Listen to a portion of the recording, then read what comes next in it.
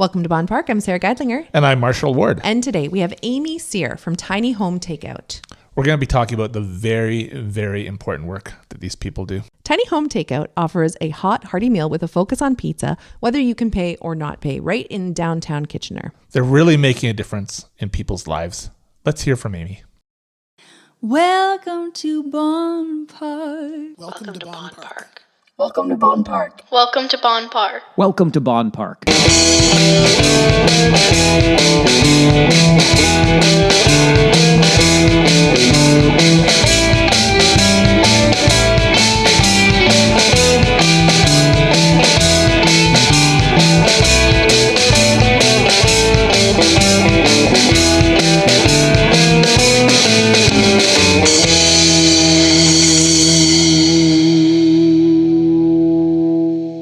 Do you enjoy Bonn Park podcast?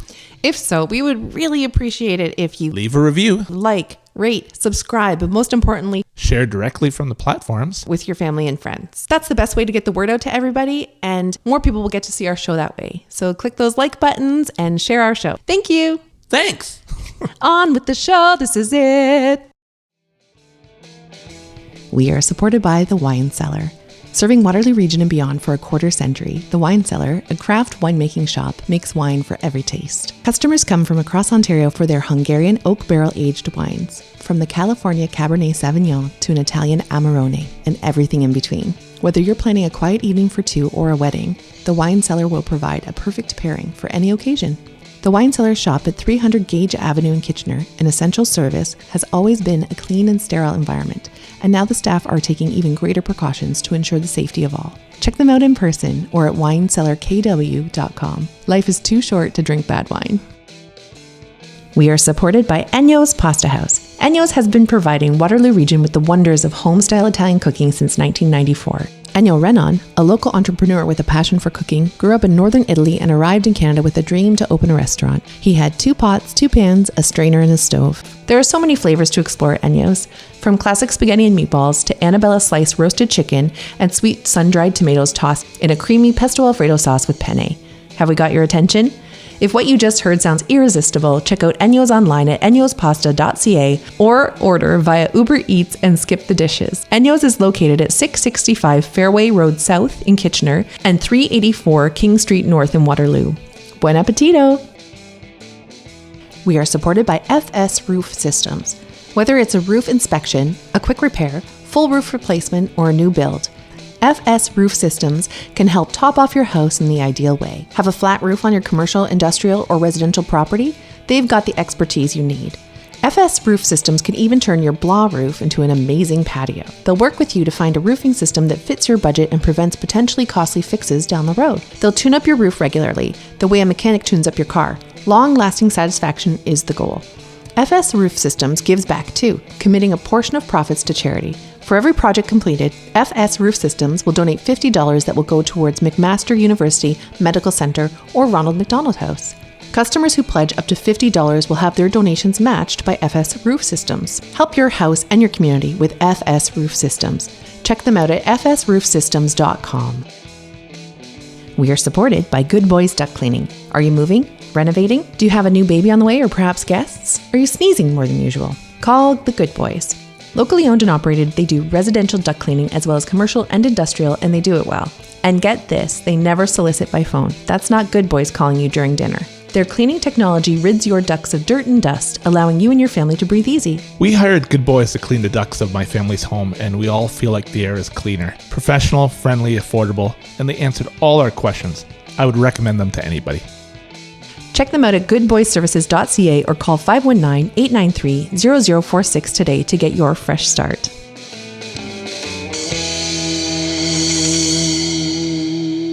Amy Cyr, thank you so much for joining us today.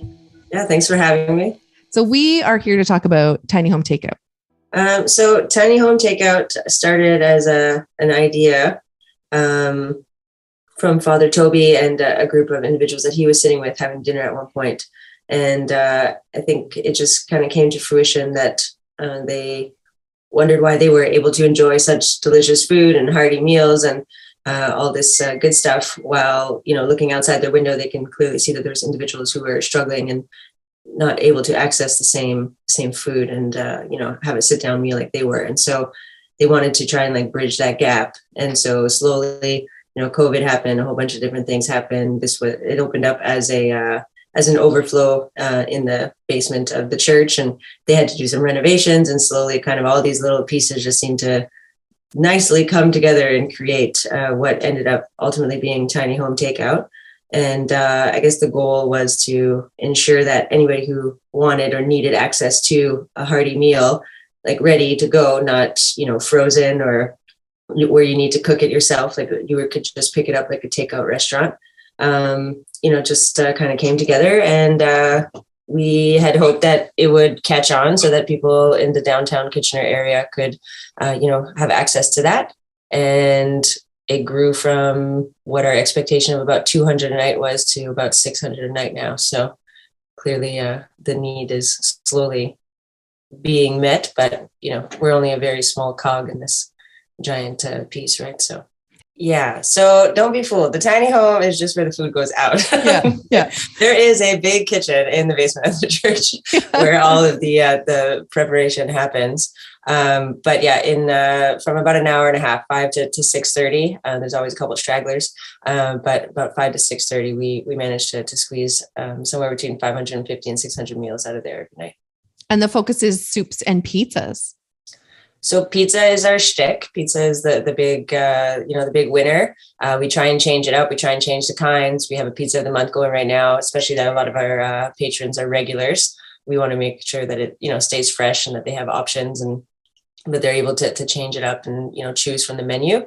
And then the soup, we just call it the daily bite. During the summertime, we change over to salads. We try and work with, farmers and try and stay with what's in season. During the wintertime, we hit up more of the warmer meals. It's not always soup, but it's when you're making 300 portions worth, it definitely makes it a little bit easier on menu planning and preparation. So, yeah. Amy, I find it hard to wrap my head around that number. That's incredible reach you're getting, that many people, I guess a lot through word of mouth and through support help, is getting that information out there that there's hot meals here for you if you can come on over. Yeah, and it's not only for those who need it necessarily. We, are offering restaurant quality food, and we are running on a grab a bite, give if you can, situation outside. So we do encourage anybody who is looking to eat out and want to support local nonprofits to also come and try your food and have some pizza and grab a bite and bring it home to your family. So we're also encouraging that. So the food is really for everyone, and I guess that's like the big piece about it, right? Is that we don't necessarily fall within the parameters of being a soup kitchen, just based on the way that we've chosen to kind of follow our model here. So the dignity piece is the big part of our mission, right? It's not just getting the food out. It's also making sure that when they do come, that everybody's being treated the same, whether you drop $100 bill or whether you have absolutely no change in your pocket, that the customer service that you're going to receive from the volunteers out front is going to be the same. The food that you receive is going to be the same. The menu you're choosing from is going to be the same. And so it's not a matter of you're standing in line because you need the food necessarily. We want everybody to be standing in line because they also want the food. So you'll have, I know Tony referred to it all the time. You'll have a CEO, you'll have a senior on fixed income, you'll have somebody who's unsheltered, you'll have, a mom with 2 kids, you'll have somebody coming out of the board office, and they're all in line with one another. And, they're all picking up the same meal. So why hasn't the rest of the city adopted this model in for-profit restaurant businesses? Because this sounds like what we should be doing everywhere. Well, we do rely heavily on donations, and I don't think that the restaurants would survive so much, under that business model. But when you have the means and you're able to do it, I think that it's important that you at least try. So that's what we're doing. And if it continues to work, it continues to work. And if it doesn't, then we might have to reevaluate the way that we're doing things, or, how much food we're putting out, or at some point we are going to have to evaluate where our ceiling is, because it is, quite a bit of food going out in a short period of time. So there's a lot of things to take into consideration. But if we didn't have the support of the community and the donations that we have, we would not be sitting here having the same conversation. That's for sure. Mm-hmm. And had you seen this elsewhere in other cities before? This model? The only other one, and I haven't done a ton of research on it, the only other one that has kind of struck me was actually John Bon Jovi has 2 restaurants in the States where he does the same style, but he does run it like an actual restaurant. Like there's a menu and all the items have different prices and stuff. But if you're unable to pay for your meal, you could do in exchange, you could like mop the floors, you can clean the dishes, you could like help out around, you could take the garbage out. And so you could like, eat if you have to, if you don't have the means to pay for it, you can come in and eat. But the way that you pay for it could vary. But he wants to make sure that essentially that the food is again available to everybody. So I thought that was kind of cool. We've kind of, looked at different things that they're doing, obviously different, but he's the only other one that I've kind of seen that is a very similar model to what it is that we're doing. And then how did you get into this work? That's a long story. We'd love to hear it if you're willing to share. Yeah, please. Yeah. The chef thing was not always like I'm a high school teacher by trade. That's what I started off as. I moved around all over the place, Northwest Territories, James Bay, Thunder Bay, and I don't know, I guess food just started to like claw at the back of my mind, and I brought myself to the area, and food just, kept screaming louder and louder and louder. So I said, listen, I'm in a position where I can do this right now. So I took the time and went and did my culinary arts training and ended up at Liaison College. It's now Top Tukes over in Kitchener here. And I worked there for a little while, and slowly, I guess I returned to the church in all of this. And Father Toby, who had the idea for the Tiny Home Takeout in the first place, started planting the seeds and everything started to grow. And eventually I was just ready to leave the college, looking for something different. COVID, making a lot of, having a big impact on colleges and universities anyway at that point. And it just all kind of came together. And last December, I started doing the shopping trips, and January, it's going to be a year that we've been rolling out at the Tiny Home Takeout. So it all came together almost serendipitous. Marshall and I speak often about trying to do good work. I think you're doing gooder work. There's a better way to say it, that's for sure. But I intentionally tried to be funny there. But we often talk about doing work that you can be proud of and being able to lay your head down at night and feel like you made a difference in a way that keeps your own heart light, and that you didn't disrupt the world, that you just kind of left it a little bit better when you ended that day. And there has to be a great sense of accomplishment that comes with this. But then also at the same time, I would feel like you can never do enough. There's always more work to do. There's always expansion to talk about. Even just in a year, going from 200 meals to 600 is like unheard of. That is so fast. Like you said, you might end up hitting your ceiling, but what does that feel like for you? We often talk about too, I know I'm rambling here, but we often talk about too, we talked to Mike Farwell about giving your time to others is deliciously selfishly satisfying, because you feel like you're doing good in the world, and that you are, and you don't have to brag about it or go announcing it to everybody, but that sense of doing good work is what keeps you moving forward. I guess that's a big ball of a question there. It's a big question. Yeah, right? It is. I don't even know how to explain it. Do you want to reword it for me, Marshall? No, what I take from it is some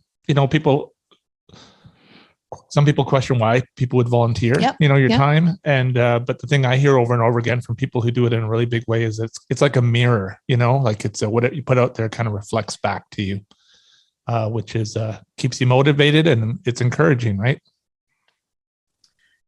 No, I mean, I'm going to try and catch everything that was just thrown up in the air there. Yeah.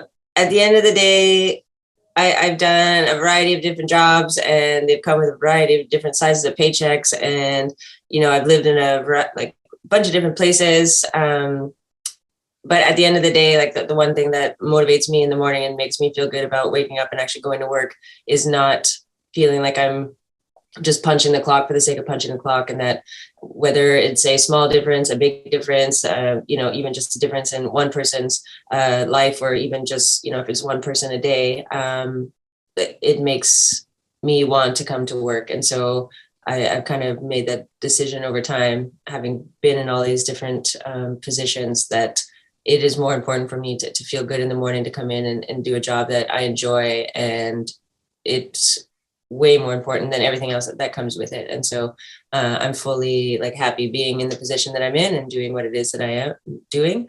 And I don't know that I would change that for anything at this point. So once you find it, it's hard to let go of it. Let go of what? Well, once you find something that makes you feel invested in your community, in a way that's not, dollars and cents. And the work that you're doing feels important. Work. Lots of us have done jobs where you don't feel like, like you earned a paycheck, but it just wasn't important to the overall well-being of your community, right? Mm-hmm. Right. Yeah, you get invested. That's for sure. You every day you're a little bit more committed, and you're a little bit more. I guess invested is the appropriate word for it. It kind of becomes part of you. It becomes what it is that you do. And it's not a matter of like looking at the clock anymore. It's just a matter of making sure that it gets done, because you know that it's, contributing to something greater than yourself. And so, yeah, it's, there isn't really any way of putting it entirely into words other than just truly enjoying what it is that you do and it making a difference. We're going to take a moment to hear from this episode's sponsors. We are supported by Grand River Hospital Foundation. Ongoing compassionate support is the foundation of the continuum of care at Grand River Hospital, with health professionals from across disciplines coming together at the Freeport campus to provide patients with specialized treatment and care. They help aging and recovering people stay healthy, care for those with chronic and complex conditions requiring specialized services, provide rehabilitation therapy after illness or injury, and offer palliative care to support patients and families going through the end of life. No matter where on the continuum your healthcare needs fall, Grand River Hospital will be there to provide you with the best possible care every step of the way. Donate today and make a difference for patients at Grand River Hospital. You can support the continuum of care by visiting careatfreeport.ca. Bonn Park is supported by Winnie's Gluten-Free Kitchen. Don't let dietary restrictions keep you from enjoying delicious flavors. Winnie's is a certified gluten-free and dedicated nut-free facility. They've got loads of pre-made frozen meals, pierogies, pot pies, and lasagnas so delicious the whole family can enjoy. And don't forget dessert, like classic butter tarts, cinnamon buns, eclairs, cannoli, and much more. Whether you need gluten-free staples like bagels, bread, and ready-to-go hand-pie lunches like their puff pastry foldovers, pizza, or full meals like sweet and sour chicken, fajita casserole, and jerk chicken, Winnie's will keep you well fed. Check out their scrumptious offerings at winniesglutenfree.com and follow them on social media. This place is my favorite. I always say I didn't choose the gluten-free life chose me, and Winnie's helps me get through it. You have to try the lemon squares. They're life-changing. We are supported by Mountain Oak Cheese, an artisanal family-owned cheesemaker in New Hamburg. Mountain Oak Cheese was founded by Adam van Bergijk and his wife Hanny, who took over the family dairy farm in Holland from Adam's parents in 1976.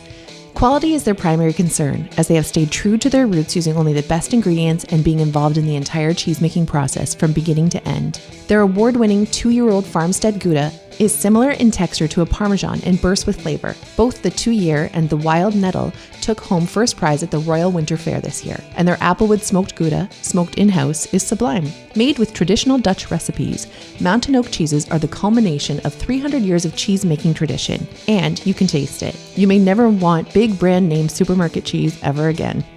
Visit Mountain Oak's store at 3165 Huron Road, New Hamburg, and find them online at mountainoakcheese.ca.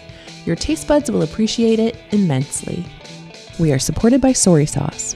Soy Sauce is a Canadian hot sauce, so Twitch and Kitchen magician Eric Begg includes a free apology in every bottle. Award-winning farm-to-table hot sauce made with all-natural ingredients and homegrown peppers from his garden of apologies. From mild jalapeno sauce to the hottest all-natural sauce in Canada, Soy Sauce has something for every heat level or food pairing. And Eric has a short attention span, so there's always a new recipe in the works. Like Curry Curry Hard, winner of the 2021 Canadian Hot Sauce Award for Best New Product. If you're a lover of all things spicy, you'll be sorry if you don't try this stuff. Come visit Soy Sauce on Saturdays at the Guelph Farmers Market and check out their whole fiery line at soysauce.ca. We are supported by America Latina Grocery and Eatery. For nearly a quarter century, America Latina Grocery and Eatery has provided Waterloo region with delicious flavors from Mexico, Central, and South America. Treat your taste buds to freshly made pupusas, tacos, churros, Salvadorian and Guatemalan tamales, and empanadas. Then quench your thirst with tropical drinks and Mexican sodas that come in a variety of tangy and refreshing flavors like mandarin, grapefruit, and guava. Getting hungry yet? Visit America Latina Grocery and Eatery at 1120 Victoria Street North in Kitchener, or visit them on Facebook and at americalatinaVariety.ca. International travel may be challenging these days, but you can take a culinary trip any day of the week at America Latina Grocery and Eatery. And now back to the show.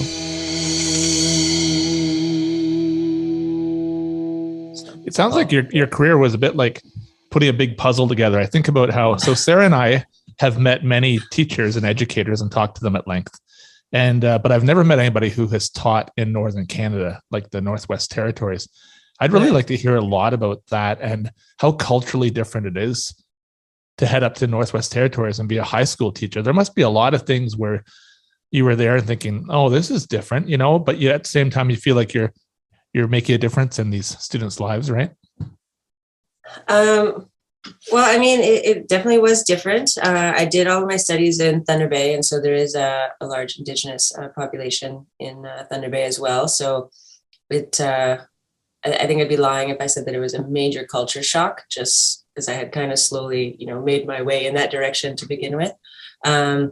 But it was also my first job out of teachers college. It was one classroom with all subjects, grade 9 through 12, with the exception of Dene and gym. I taught all of them all at the same time. So that was not anything that teachers college could prepare you for. And then on top of that, attendance and just community, issues within the community and the families and, the stuff that somebody might deal with in a school in a big city like Toronto or Kitchener are not necessarily the same things that they're going to be dealing with in a small school where, the population is 250 people on a good day, right? So you definitely deal with a whole bunch of different problems within the community, but at the end of the day, your job as a teacher is the same, and it's to show love, to embrace all of the children and to have them in your class and try and teach them and make sure that they're being heard and make sure that they're coming to class as much as possible so that they can be the best version of themselves and that they can be successful. So at the end of the day, what you bring as a teacher to the classroom doesn't change too much, but the surroundings and the environment and the social side of things are definitely different from being in a big school in Kitchener and being in a tiny fly-in reserve 45 minutes from Yellowknife, right? So are you able to connect with the space around you? I've heard it kind of joked that Americans see Canada as like a big giant piece of white chocolate on top of the United States. And there might be a bit of a joke there about just, the further up north you get, the more snowy and white and stark it gets. But also I think culturally it's must be such a very different place than down here where we hug the border and we're so connected to the US culture, right? I think the US culture has kind of infiltrated every single little nook and cranny of Canada in one way, shape, or form, but it definitely becomes a slower pace of life. You're not dealing with the traffic, and you're not dealing with, the thousands and thousands and thousands of cars, and you're not dealing with, the same type of things that you would be doing in the city. So it just allows you to really kind of embrace the environment around you and kind of connect more with nature, as cliche as that may sound, because it is everywhere, because it hasn't been turned into concrete jungles, and there isn't, there are limits on how high the buildings can be so that you can still see the sky. The northern lights are prominent and out pretty much on a nightly basis all winter. In the summertime, you've got 24 hours of daylight. It's, midnight looks like noon, and it's not really comparable to, to what it is that we see down here. So it just kind of allows you a little bit more time to reevaluate what exactly it is that is important, and it allows you a lot more time and space to do the things that you might not necessarily be able to do it in a place where you always feel like you need to be busy. And when your grade 12 students graduated, what kind of conversations do you have about their options? And and where their education can take them from that point on. They probably see it in a bit of a different way than if you graduate from, KCI or WCI here in Southern Ontario, or the region. The conversation needs to start early, and the importance of education is something that is always ongoing. The outlook is a little bit different. The expectations are not necessarily different, but there's a long line of history where, it was more difficult to get into post-secondary, it's more difficult to, stay in post-secondary. There's, the family dynamics and the way that you're raised, it's a little bit different. Like everybody stays very close together, if not in the same house, right next door. And because the towns are so small, they're all very close to one another. And so, I think that the biggest thing when I was there anyway was just making sure that they knew that they could be as successful as they chose to be, and that the opportunities were available to them should they want to take them, and just making sure that they knew that there was no limitations or barriers on the choices that they wanted to make for themselves, regardless of what that choice ended up being at the end of the day. But if they wanted it, they could have it, and just trying to instill some work ethics and like showing up to class, even just little things like that to make sure that if they did choose to pursue post-secondary education, that they had the tools necessary to be successful. You mentioned something there about limitations and barriers, and that echoes back to what Tiny Home Takeout is doing. And, pay if you can, but you're going to get a meal otherwise, or not otherwise. What's the word I'm looking for, Marshall? You always help me with this. I'm going to reword that whole question. I don't know. It's unconditional. Regardless. Sorry. I don't know why I couldn't think of that word right now. So you said something earlier there about limitations and barriers, which echoes what Tiny Home Takeout is doing, in that, whether you can pay or not, you're going to be getting that hot meal. You're going to be getting a hearty meal, regardless of what you have in your pocket. How have you found? Also, I'm going to back up a second here because there's three things I want to say. So I'll break it into three questions. How have you found the volunteer response? And are you actively looking for volunteers at any time? So the volunteer response has been great. I think our volunteer pool has grown with the growth of the program. Originally, we started off with our core team, and then of course, the amount of food increased, so the amount of hands we needed increased, and we kind of played around with how we were doing scheduling and stuff. But then as we found our groove and we started to go, we just kind of have kept the door open to anybody who is interested in volunteering. I have a large number of volunteers that have been with me since the beginning, and they're committed to once a week, twice a week. I have some people that are here 5 days a week, and they're able to do it, which is awesome for us. And then I have some who, wants to once a week, maybe every bi-weekly or once a month. And so that door for new volunteers is always open because we're always looking for the additional hands in the kitchen. It takes about 5 people every morning, and it takes at least 3 in the afternoon for the transition piece. And we need 15 people every night just to make service run with the amount of food that we're pumping out in the window in which that we're working. So it's always open, but the volunteers have been more than awesome. So people can donate when they come in. They can just, like you said, you can pay $0, you can pay $100, you can do whatever you want. And where else can people send donations to Tiny Home Takeout? So at the front, we have a debit, like an Interact machine, so they can do a debit card, credit card. There's also a tap machine out there for $5. You can drop your cash there. But if you want to stay in the nice warmth of your house, because the winter is getting really cold, you could do it from our website, tinyhometakeout@gmail.com. And there's a PayPal link there. There's the e-transfer information, all of those good things. So we're trying to leave it as flexible as possible so that anybody can donate as they see fit. And of course, the usual checks and drop off at the church is also acceptable. I'm also very interested in, as Marshall is, in the relationships that you might have with local farmers, right? So you're trying to source local food when possible. Why don't you tell us about how that works? So, I stick with my suppliers just to ensure that I do have the product that I need when I need it, especially with all of the supply chain issues and things that are happening right now with food costs and just the weather in the States and how the crops are being affected and all of that. So I do have my 2 suppliers that I stay with pretty regularly, but during the summertime, I do find it important, especially that there's so many local farms in a very close proximity, that have access to local fruits and vegetables. We try as much as possible to kind of, move around and pick and choose as we see fit based on our menus, of course, right? So it's not just a matter of picking up a whole bunch of vegetables and then hoping to make something work. We do plan our menus ahead of time. And so it's kind of going to the different farmers to see if they're able to fill the need that we, have for that week and for the menu, and if they can keep up with the numbers. So we just try as much as possible to kind of pick and choose. We go to the Kitchener Market. We also go to St. Jacob's. And then we also have volunteers who have connections to other farmers. And then so, they're like, hey, my buddy's growing this, and, I can hook you up with 100 pounds of zucchini. Do you want it? And I was like, so, we try and change it up as much as we can, but obviously with the climate that we have in the summertime, it's a lot easier than in the winter. So I've heard Ashley McIsaac, the musician, say people from the East Coast seem to have this inherent toughness about them. And I think about that in other places too. And the places you've traveled to and worked in, Thunder Bay, Northwest Territories, or your situation here with Tiny Home Takeout, you've surrounded yourself with people who are probably inherently pretty tough and resilient.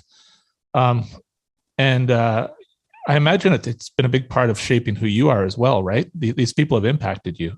You must learn a ton by just putting yourself and exposing yourself to situations in different, little societies. Oh, you know what? I've got a place to lay my head tonight, or you meet a lot of people in the church community who've been through all kinds of different things, that it changes who you are as a person, being in the, at the ground level. Yeah, that's a much better way to phrase the question I was getting at. Yeah.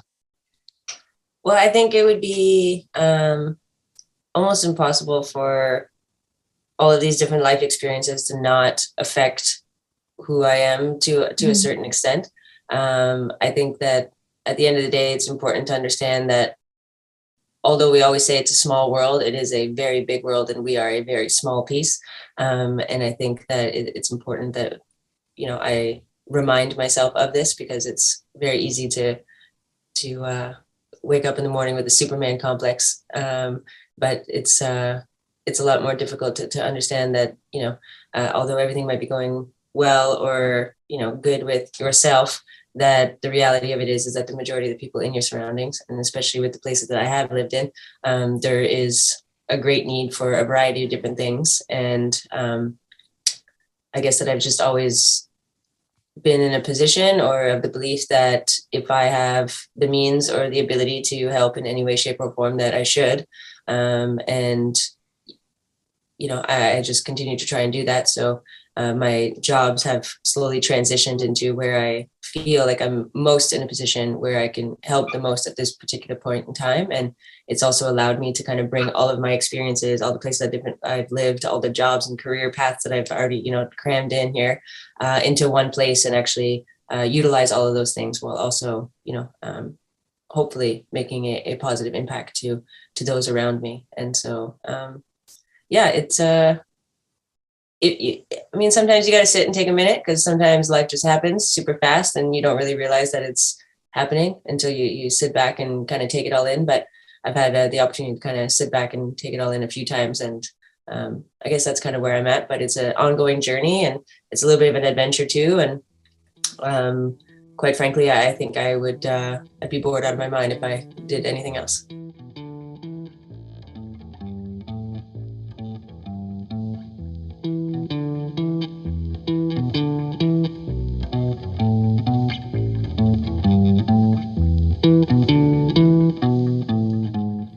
Hey all, thanks for meeting us in Bonn Park. Please like, rate, and subscribe to our podcast on the platform that you're listening to. And follow us on Instagram and Twitter at Bonn Park Podcast.